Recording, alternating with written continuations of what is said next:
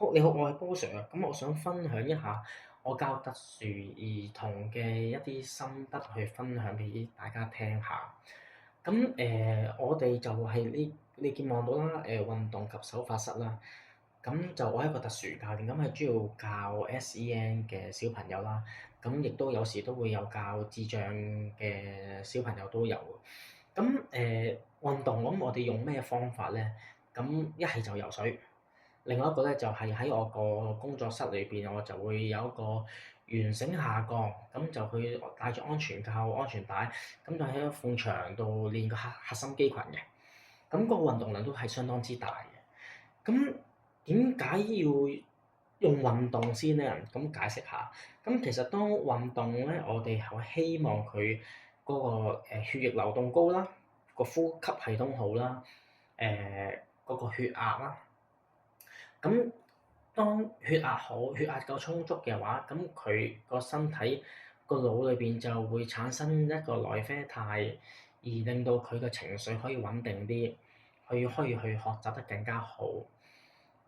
好啦，咁當去到血壓好嘅，即係話做咗一段嘅運動啦，咁呢個時間咧，咁我哋就會借助手法咧去做咩咧？就係咧，希望咧佢慢慢將個頭部嘅一個嗰啲骨啊，嗰啲骨骼咧，你見到佢咧係有29塊咧，即係堆疊而成啦，其實頭骨。咁希望佢咧就將佢慢慢咁樣拉開佢，拉鬆佢。咁當拉開咗、拉鬆咗嘅話咧，就希望佢嘅營養啦、嗰個傳輸系統啦，多啲位，令到佢間屋，令到佢頭個間屋大啲，等佢走得多啲。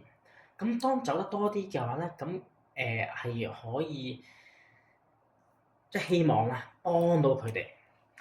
咁好啦，咁但係一樣嘢，當打開咗，咁我哋係敵唔過地心吸力啦，敵唔過一啲收縮嘅，咁佢都會慢慢去埋翻。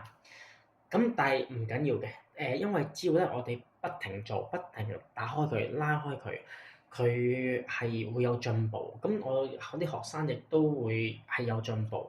咁點樣進步咧？咁我教一啲比較嚴重少少嘅小朋友，即係可能唔識溝通，講唔到嘢，佢連自己個名都講唔到俾你聽。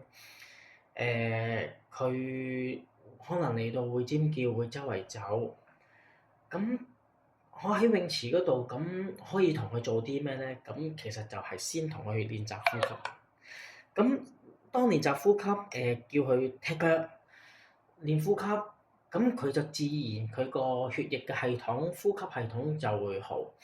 咁當好起上嚟嘅話，咁就那邊廂就可以慢慢幫佢慢慢打開、鬆解。咁要一段時間之後，咁我都有啲學生都係可以做到嘅，就係識踢腳啦，揸住塊浮板踢腳，跟住之後唔揸浮板咁樣踢腳，可以去到池邊，翻過嚟我度做一個來回喺度游。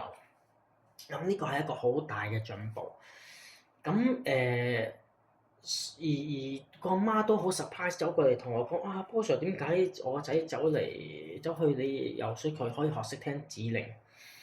咁我就話你都係想佢進步啊！咁你進步到就好，咁進步就要繼續去學，繼續去慢慢去做，慢慢去練。咁一步一步成長，係啦。咁我都好希望佢哋都可以做得更加好。咁呢個係我即係其中一個好簡單嘅話俾你知，即係我個運動及手法係啲乜嘢。咁我亦都會有其他嘅一啲案例去分享俾你哋聽。咁如果你哋想聽嘅，咁你俾個 like 我，去支持我，去繼續去分享一啲資訊俾你哋聽。因為我覺得係需要鼓勵嘅，即係有時大家都要大家鼓勵。如果想聽嘅，咁你鼓勵下我哋去支持我，去 like 去分享。咁其實我會揾好多專家，即係揾幾個啦，唔係好多，都係識幾個。佢哋都好願意去分享一啲嘢俾你哋聽。係啊，因為咁所以你鼓勵我就會做多啲。係啦，好多謝你哋先，我係波 Sir。